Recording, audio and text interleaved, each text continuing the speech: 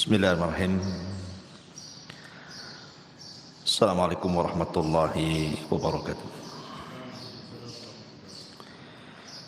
Alhamdulillah wassalatu wassalamu ala Rasulillah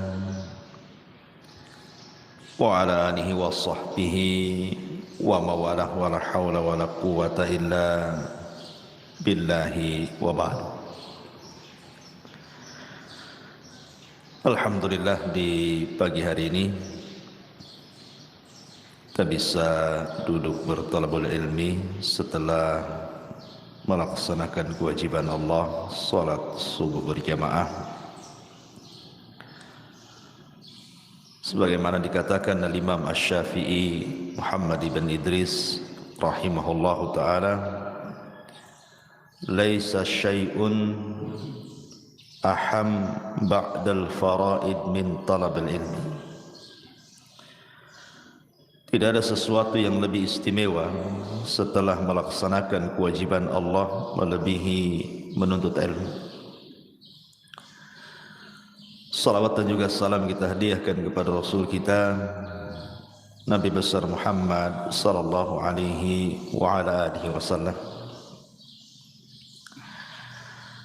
Kajian di pagi hari ini kita akan membahas tentang 10 keberkahan dalam berniaga. Ma'asyiral muslimin yang dimuliakan Allah Subhanahu wa taala. Kalau kita lihat di masyarakat,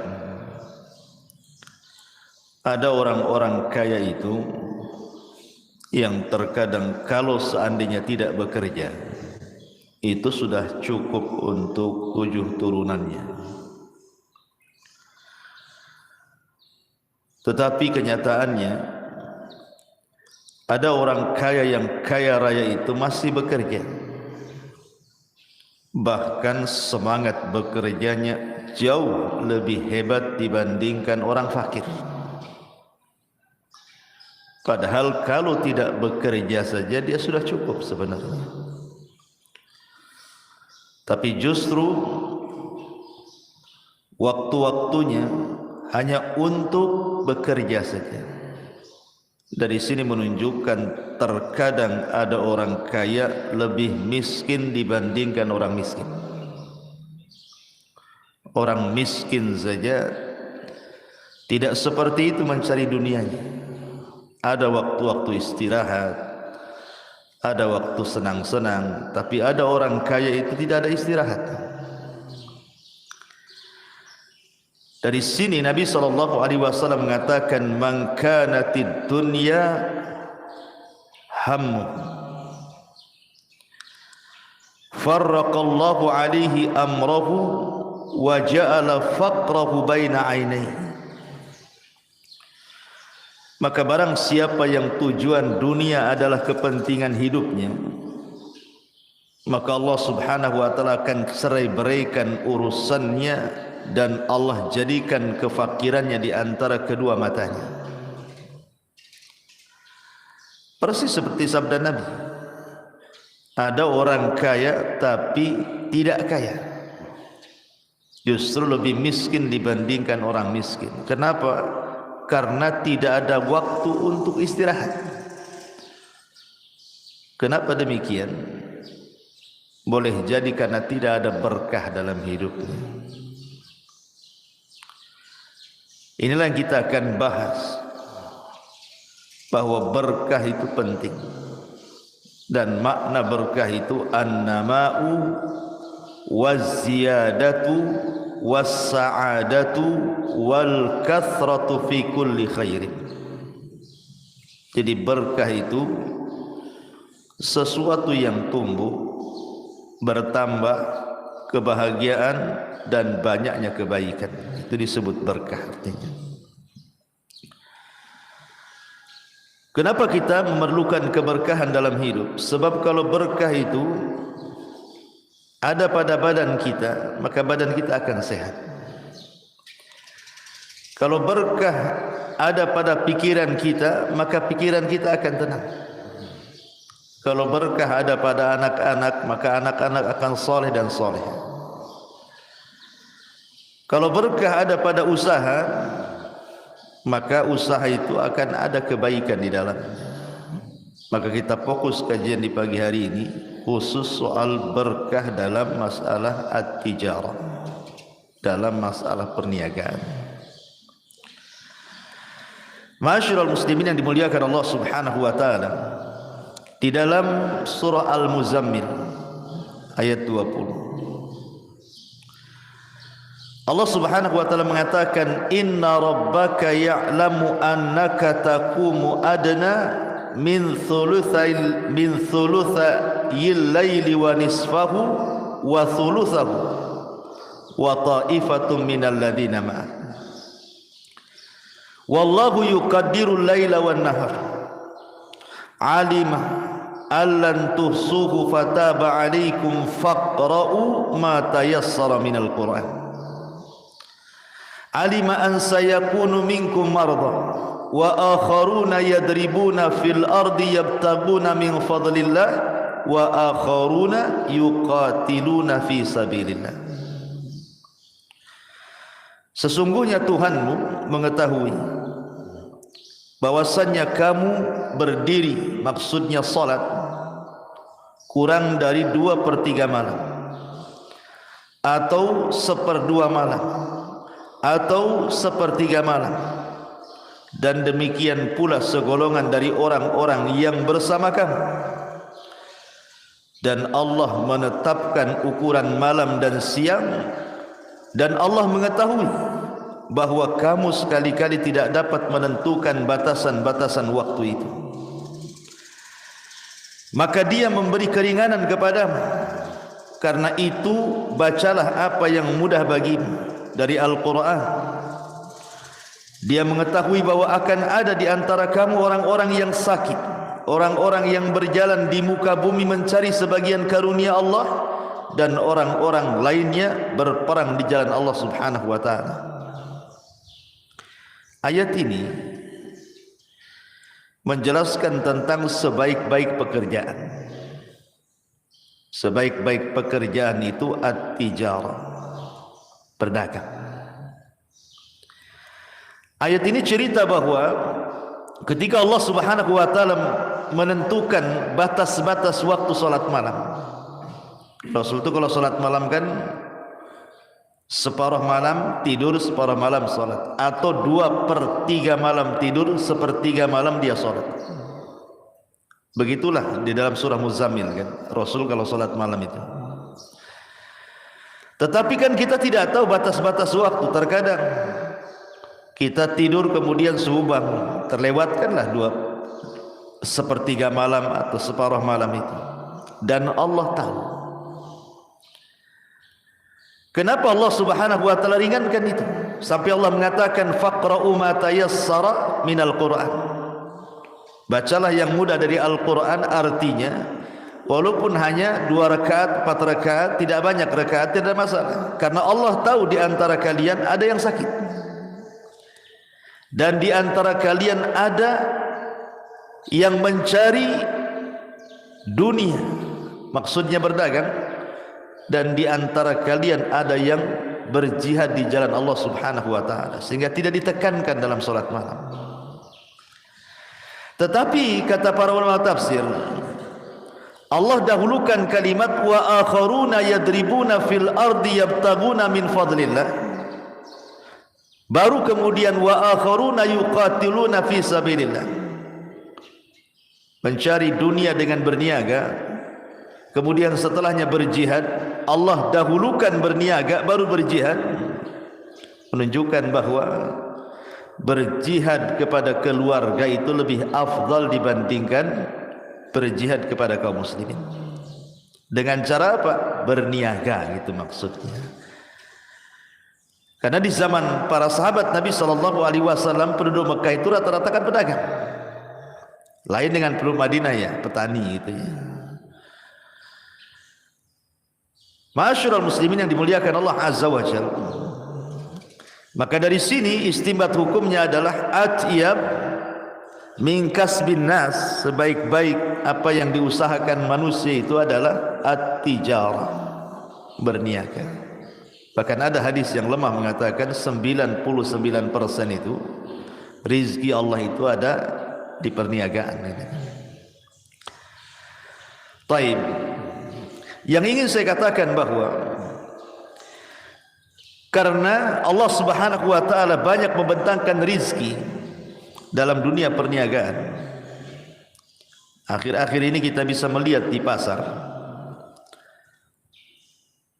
pedagang mengeluh,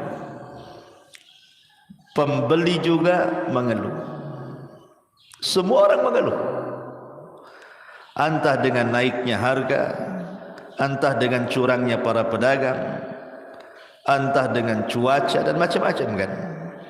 Banyak orang mengeluh di pasar itu kan. Kenapa terjadi keluhan-keluhan itu? Sebagai pembeli kita mengeluh harga naik atau dicurangi. Sebagai pedagang juga sama, mengeluh entah apa masalahnya. Sebenarnya kuncinya cuma satu, karena hilangnya berkah di pasar. Lah apa penyebab-penyebabnya? Inilah yang kita akan bahas. 10 penyebab hilangnya berkah di dunia pasar ini. Ma'asyiral muslimin yang dimuliakan Allah Azza wa Jalla. Yang pertama dan yang paling besar hilangnya berkah di pasar itu karena tersebarnya transaksi ribawiyah. Transaksi ribawiyah. Dan ini terang-terangan Allah katakan dalam Al-Baqarah 276. Allah Subhanahu wa taala mengatakan apa? Yamhaqullahu riba wa yurbi shadaqat. Allah menghilangkan berkah dari riba dan Allah menanamkan berkah dari sedekah. Kalimat ulama tafsir mengatakan yamhaq itu maksudnya apa? Menghilangkan di sini maksudnya berkahnya dihilangkan Allah. Disebabkan apa? Transaksi riba. Ketika di sebuah pasar itu sudah menyebar ribawiyah, transaksi-transaksi ribawiyah, maka ketika itu berkah hilang di pasar. Makanya kenapa Nabi sallallahu alaihi wasallam sampai mengatakan dalam sebuah hadis, kenapa riba ini dihilangkan berkahnya? Karena para pelaku riba itu didekatkan laknat, dan laknat itu dijauhkan dari rahmat. La'anallahu akilar riba wa mukilahu wa katibaihi wa syahidaihi kulluhum sawa, kata Rasul. Allah melaknat para pemakan riba, yang ngasih makan riba, notarisnya, pencatatnya, saksinya, semua sama. Ini yang menyebabkan kenapa transaksi riba itu menjadikan berkah hilang gitu ya. Karena laknat itu didekatkan, rahmat pula dicabut. Disitulah berkah hilang. Ini yang pertama. Yang kedua, al-kadhib wal ghish wal khidah. Ketika dunia dusta, penipuan dan yang semacamnya dalam dunia berniaga itu, dunia pasar, itu sudah berlaku, menyebar di antara para pedagang. Maka di sini terjadi hilangnya berkah. Dan itu berdasarkan hadis yang dikeluarkan Imam Bukhari Muslim. Kata Nabi sallallahu alaihi wasallam, al-bay'ani bil khiyar ma lam yatafarraqa. Fa in sadaqa wa bayyana burika lahuma fi bai'ihima wa in katama wa kadzaba muhiqat barakatu bai'ihima. Al-bay'ani bil khiyar ma lam yatafarraqa. Penjual dan pembeli itu ada pilihan sebelum berpisah. Kalau kedua-duanya jujur, kedua-duanya menjelaskan hakikat transaksi jual belinya, maka diberkahilah perniagaan keduanya. Tapi jika ditutupi, atau berdusta di antara keduanya, maka dicabut berkah dari jual belinya. Dan sekarang umumnya kita lihat di pasar-pasar itu. Kalau zaman dulu ya, kita sering melihat ada orang yang ganjal timbangan, ngurangi meteran, ngurangi takaran, ataupun mungkin menyembunyikan cacat dalam jual beli. Maka ini salah satu penyebab berkah hilang di pasar. Seperti ini ya. Maka ini yang kedua. Yang ketiga, kasratul halif, banyak sumpah. Wallahi dari sana enggak dapat katanya, padahal ada dapat. Ini barang bagus demi Allah, asli padahal KW gitu. Kan banyak yang seperti itu. Lihat bagaimana Nabi SAW mengatakan dalam hadis Bukhari dan Muslim, al-halifu manfaqatun lis-sil'ati mamhaqatun lil barakati. Banyaknya sumpah itu, kata Rasul, mamhaqatun lil barakati, dicabutnya berkah. Maksudnya sumpah untuk kedustaan. Karena bersumpah untuk kedustaan itu, yang pertama kali melakukan siapa? Iblis. Iblis yang melakukan sumpah itu untuk kedustaan. Allah mengatakan apa? Wa qasamahuma inni lakuma laminan nasihin. Maka iblis bersumpah kepada Adam dan Hawa bahwa dia seorang pemberi nasihat. Ketika iblis mengatakan, kenapa Allah Subhanahu wa taala melarang tidak boleh dekat-dekat buah larangan? Sebenarnya agar engkau tidak menjadi malaikat atau agar engkau tidak kekal di surga. Maka Adam pun percaya saja. Kenapa? Karena sebelumnya tidak ada orang bersumpah dalam sebuah kedustaan, apalagi sumpahnya di alam malaikat, apalagi di surga. Tak mungkin orang bersumpah untuk kedustaan. Makanya orang yang bersumpah untuk kedustaan ini bisa menghilangkan berkah pasar. Ya, ini yang ketiga. Yang keempat, akhdhu malin nas bi ghairi haqqi, mengambil harta manusia tanpa hak. Mengambil harta manusia tanpa hak. Disebutkan dalam sebuah hadis yang sahih riwayat Muslim, faman ya'khudhu malan bihaqqihi yubarak lahu fihi wa man ya'khudh malan bighairi haqqihi famathaluhu kamathalil ladzi ya'kul wa la yashba'. Siapa yang mengambil harta dengan cara haknya, maka diberkahi dia. Tapi siapa yang mengambil harta di luar haknya, maka permisalannya seperti permisalan orang yang makan tapi tak kenyang. Makan tak kenyang. Makanya ada seorang syekh cerita, jadi ada dia punya santri itu makan tak kenyang. Jadi tanya, kenapa kau tadi baca basmalah? Katanya, tidak ya syekh. Berarti makanmu sama setan. Oh, tidak berkah makan. Jadi ada orang yang makan tak kenyang gitu. Lah itulah permisalan kata Nabi SAW, seperti orang mengambil harta manusia tanpa hak, tidak diberkahi. Lah dalam dunia pasar banyak yang seperti ini. Contoh umpamanya, antum beli duku. Biasanya kan main comot aja kan, ambil, cicipi, asam dibuang, tak jadi beli. Gitu. Kasihan tukang duku nih ya. Atau kadang-kadang sudah ditimbang, kemudian kita main masukkan aja ke timbang, mengambil hak ya. Itu masuk pada kalimat wailulil mutaffifin, alladzina idza iktalu 'alan nasi yastawfun wa idza kaluhum aw wazanuhum yukhsirun. Kalau jadi pembeli dikurang-kurang, kalau jadi pembeli ditambah-tambah, kalau jadi penjual dikurang-kurang. Itulah mutaffif artinya.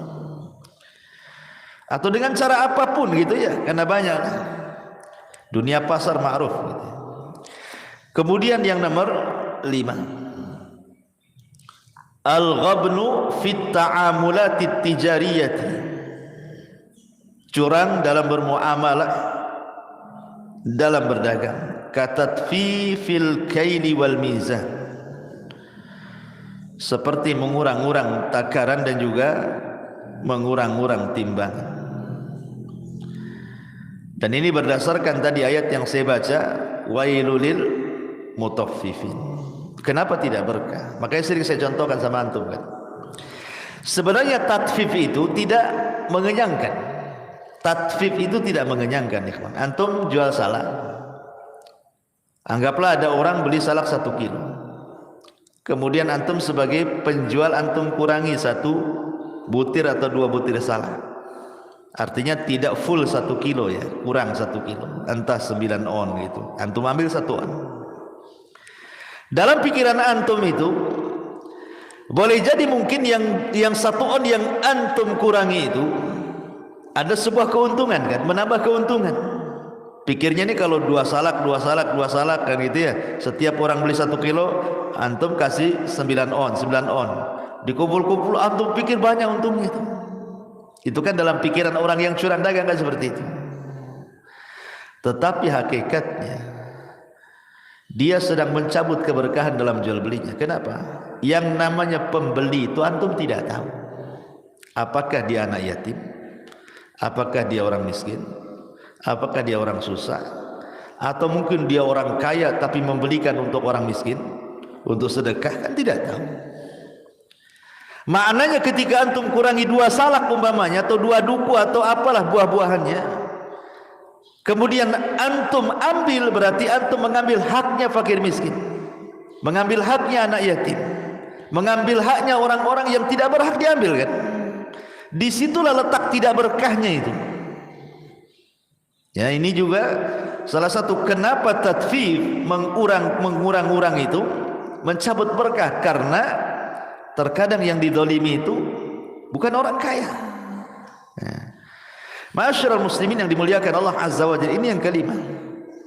Yang keenam, al-khiyanatu wal kadhibu baina syuraka, pengkhianatan atau kezaliman atau kedustaan di antara 2 orang yang bersyarikat. Makanya kenapa Allah mengatakan wa inna minal khulata la yabghi ba'duhum ba'dha. Kebanyakan orang yang bersyarikat itu pasti ada orang yang berlaku zalim di antara keduanya. Makanya ada orang itu yang tidak mau berserikat kan. Ayo kita tanam saham, malas katanya. Bagus saya usaha sendiri. Kenapa? Karena ada orang-orang yang alergi kalau kerjasama, bersyarikat dalam berniaga itu curang salah satunya atau zalim salah satunya, dan itu kebanyakan seperti itu. Banyak iwan-iwan yang curhat sama saya itu, Masya Allah Ustaz, saya sudah nanam sekian, dizalimi saya di situ. Macam-macam ceritanya. Kecuali orang-orang yang dirahmati ya, tapi umumnya karena Allah mengatakan wa inna katsiran minal khulata kan, bahasa Quran kan seperti itu. Wa inna katsiran minal khulata, kebanyakan orang yang berserikat. Kan itu ya. La yabghi ba'duhum ba'd, pasti sebagian yang lainnya berlaku zalim kepada yang lainnya. Artinya sedikit yang baik itu, karena bahasa Quran itu kebanyakan. Lah dari sini ketika terjadi pengkhianatan dalam bersyarikat dalam jual beli itu, maka nuzi'atil barakatu bainahuma, kata para ulama, pasti dicabut berkah di antara persyarikatan itu, enggak akan berkah. Ini yang nomor 6. Yang nomor 7, at-tama'u wal hirsu fi talabid dunya, terlampau tama. Tama itu artinya rakus ya, semangat ya, berlebihan sehingga tidak tahu waktu. Islam tidak melarang jual beli kan, para sahabat jual beli. Tapi kalau sampai tidak tahu waktu, waktunya sholat tidak sholat, gitu ya. Waktunya dia beribadah tidak beribadah, hilang berkahnya. Makanya Allah mengatakan alhaakumut takatsur hatta zurtumul maqabir. Alhaakumut takatsur. Terkadang takatsur itu berlomba-lomba dalam dunia, masuk di dalamnya perniagaan, bisa melalaikan. Lah ketika melalaikan inilah hilang berkahnya. Boleh berniaga, tapi ada waktu-waktunya. Waktu zuhur salat. Justru dengan salat itu adalah kunci dibukanya rizki. Saya pernah ngisi di sebuah PT itu. Jadi ada manajernya itu tanya, Ustaz saya mau tanya. Ya silakanlah. Terkadang kalau kami rapat ini, kadang-kadang gantung rapat ini. Pemanya rapatnya anggaplah jam 10. Itu zuhur itu tidak kelar tuh. Tapi sebenarnya mau kelar, sedikit lagi mau kelar itu sebenarnya. Cuman terkadang akhirnya kita libas saja lah waktu zuhur itu. Lanjut rapat katanya. Sampai jam 2 baru kemudian sholat. Macam mana ini Ustaz katanya. Kita katakan pada siapapun, justru sholat itulah yang membuka pintu rizki dan yang mengurai permasalahan di rapat. Tujuan rapat itu apa? Mengurai permasalahan kan? Ada masalah didapatkan supaya terurailah itu benang-benangnya yang susah-susah itu. Ketika kemudian waktu sholat Anda berhenti kemudian sholat, artinya dalam sholat itu kita meminta kepada Allah untuk diuraikan itu masalahnya. Justru sholat itu mengurai masalah. Boleh jadi habis sholat akhirnya yang buntu dalam rapat bisa cemerlang kan itu. Karena sholat itu memasukkan Allah dalam rapat sebenarnya. Dan apapun masalahnya kalau Allah terlibat pasti dimudahkan. Sekecil apapun masalahnya kalau Allah terlibat nggak akan diuraikan masalahnya. Makanya yang nomor 7, yang dihilangkan berkah itu adalah ketika terlalu tamak. Kemudian yang nomor 8, al-bukhlu wa adamul infaq. Kebakhilan dalam berniaga. Sejarah membuktikan ikhwan, pasar Yahudi gulung tikar di zaman Rasul. Kita tahu Madinah dahulu dikuasai pasarnya oleh siapa? Bani Hunaiko. Itu pasar Yahudi terbesar di kota Madinah sebelum hijrahnya Nabi. Kemudian hijrahnya Nabi dari Mekah ke Madinah melihat bahwa perniagaan dicengkram oleh orang-orang Yahudi. Masalahnya perniagaan orang-orang Yahudi itu buruk. Disinilah turun surah Al-Mutaffifin. Salah satu asbab nuzulnya kalau antum baca surah Al-Mutaffifin turun itu adalah karena buruknya perniagaan orang-orang Yahudi. Suka curang, menipu, berdusta, macam-macam, mengurang-urang takaran, timbangan takaran itu. Turunlah surah Al-Mutaffifin. Lah akhirnya Nabi SAW berusaha untuk menerapkan syariat Islam dalam perniagaan. Dia buat pasar sebelahnya. Ya bayangkan, kalau sekarang ada Indomaret, Alfamart gitu kayak modelnya. Rasul di samping itu. Bayangkan, ini pasar Yahudi, Rasul buat pula pasar di samping. Dan Nabi menerapkan satu kaidah, rahimallahu rajulan samhan idza ba'a wa samhan idza ishtara wa samhan idza iqtada wa samhan idza qada. Ini Rasul menerapkan kaidah. Semoga Allah merahmati seseorang yang mudah dalam menjual dan mudah dalam membeli. Maksudnya apa? Ketika orang-orang Yahudi curang, maka Rasul mengatakan kalian jangan curang. Kalau bisa tambah. Jadi kalau seandainya antum beli gandum kepada orang Yahudi harusnya dapat 1 kilo, dapat 9 on. Tapi antum beli kepada orang Islam dapat 1 kilo tambah lagi 1 on. Akhirnya apa? Jangankan orang Islam yang pindah langganan, Yahudinya pindah langganan. Enaklah beli 1 kilo di sana, berat katanya, tambah 1 on. Beli di sini, beli 1 kilo, kurang pula 1 on kan itu ya. Dari situlah pindah, gulung tikar 2 tahun pasar Bani Kunaiko. Dari sini Nabi SAW mengajarkan apa? Mengajarkan ketidakbakhilan, namanya samhan, mudah. Karena hakikatnya ketika antum ini, anggaplah jual buah-buahan 1 kilo, antum tambah sedikit, itu antum sedang sedekah sir namanya. Apalagi nampak nih yang jual ini orang susah, ya kan? Nampak anak yatim nih yang beli ini, beli jeruk 1 kilo tambah 1 biji umpamanya, nggak ada 1 on, tapi ini sedekah sir, di mana tidak ada yang tahu kecuali antum dengan Allah saja kan. Nggak mungkin juga dia sampai di rumah ditimbang lagi, berarti kan nggak ada yang tahu kan. Disitulah sedekah sirnya di situ. Dan sedekah sir itu yutfi'u ghadabar, bisa memadamkan kemurkaan Allah. Bahkan Rasul mengatakan, ma naqasa min mali sadaqah bal yazdad bal yazdad bal yazdad. Tidak mungkin berkurang harta yang disedekahkan, bahkan bertambah. Di situ berkahnya. Ya. Begitu juga antum pembeli ini. Umpamanya antum membeli buah-buahan atau apalah, ada kembali 2.000, antum tunggu yang 2.000 sampai kadang-kadang dia cari itu yang 2.000 itu harus tukar-tukar keliling-keliling 1 jam tuh, bayangkan. Gara-gara antum 2.000 itu dia putar-putar 1 pasar tuh. Harusnya ada yang mau beli, antum stop kan, karena antum kekeh minta yang 2.000 tuh. Pokoknya kalau nggak ada kembalian, mau saya. Cobalah jangan bakhil, sudahlah ikhlaskan saja, ambil aja Bu, kan senang itu kan. Itu namanya berkah. Nah, kalau yang seperti itu enak kan, kalau jadi penjual antum tambah sedikit, kalau jadi pembeli kalau ada kembalian, ambillah kalau tak banyak kan itu ya. Ini gara-gara uang 2.000 keliling pasar tuh penjual. Ma'asyiral muslimin yang dimuliakan Allah Azza wa Jalla, ini juga yang menghilangkan keberkahan al-bukhl, bakhil. Antara penjual bakhil, pembeli juga, dua-duanya bakhil.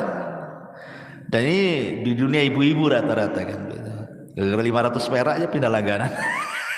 Kan itu ibu-ibu yang mama tuh, mahal gara-gara 500 perak. Ma'asyiral muslimin yang dimuliakan Allah Azza wa Jalla, nomor berapa tuh? 9.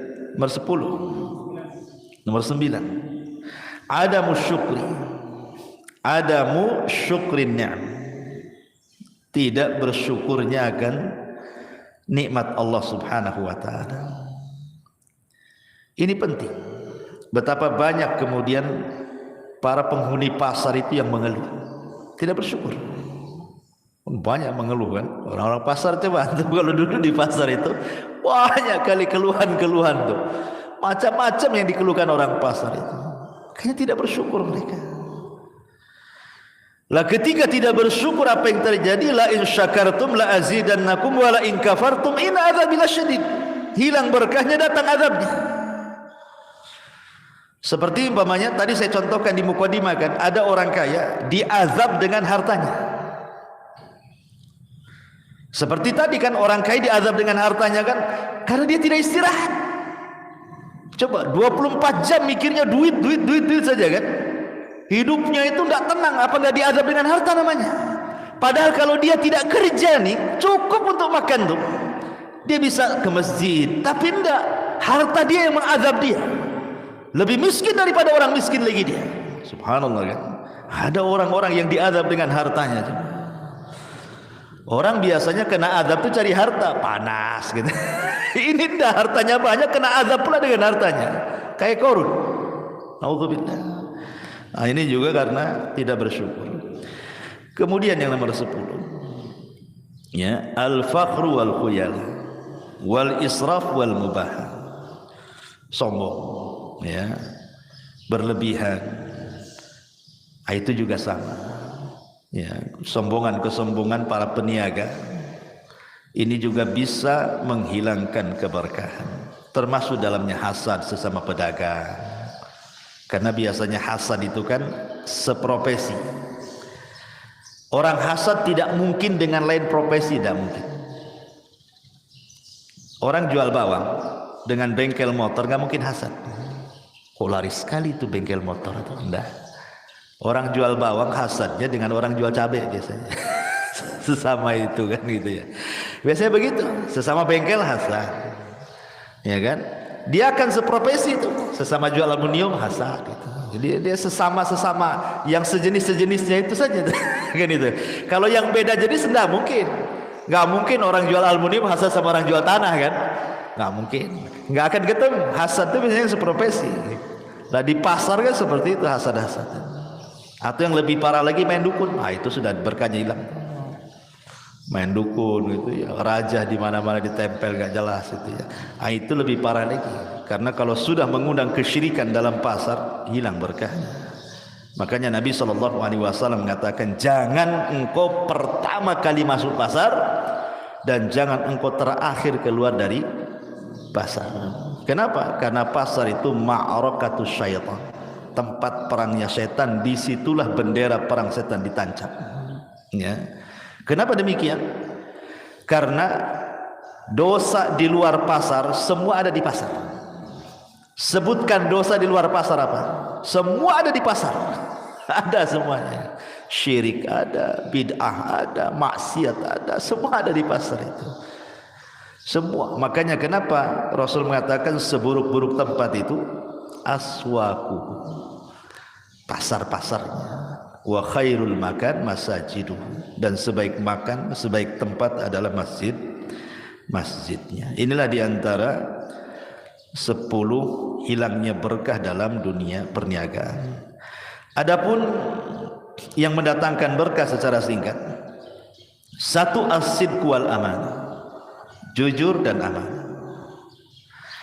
Yang kedua taqwallahi azza wajalla, bertakwa kepada Allah. Yang ketiga at-tawakkul, bertawakal. Tawakal ini mendatangkan berkah. Kenapa? Karena banyak orang-orang yang berniaga atau bekerja apapun, ketika tidak tawakal hilang berkah.